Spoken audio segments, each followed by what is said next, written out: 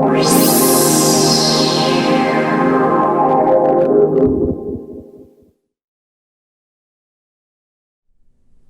I'm Mrs. Mason. Welcome to day 10 of Growing Alligators. Grab your science notebook and get ready to make some observations.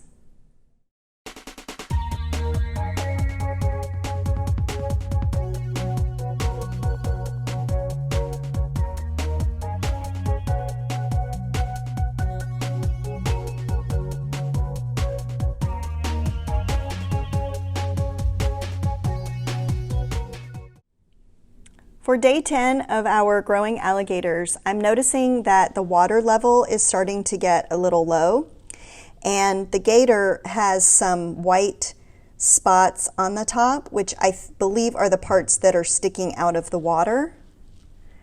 So that means they may be starting to dry out a little bit. And that's going to affect our measurements. The saltwater gators are still the same. This one is floating, and that one is at the bottom. And over here with our peroxide, the vinegar alligator is still at the bottom of the vinegar. This one, the peroxide seems to be evaporating just a little bit, so this gator does have a couple of white spots. So we'll take some measurements and then we'll decide what we need to do.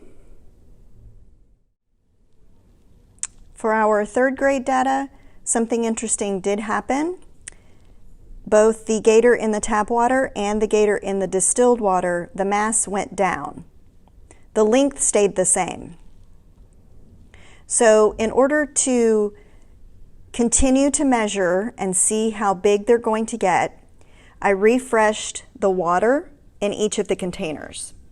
So I emptied out what was left in the tap water, rinsed out the container, and added 250 milliliters of tap water, and I did the same thing for the distilled. I rinsed it out and refreshed it with 250 milliliters of distilled water.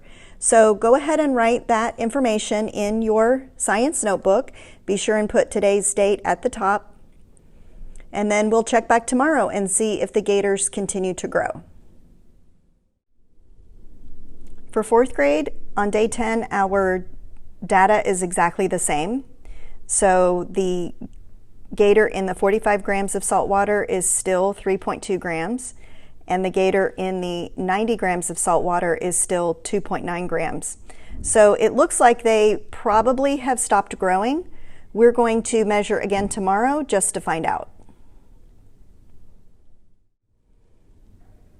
For my fifth grade data, I noticed that the gator in the peroxide, the mass did go down just slightly, and the one that was in the tap water. And I showed you that I added and refreshed the water for the tap water. The length has stayed the same for all of the gators.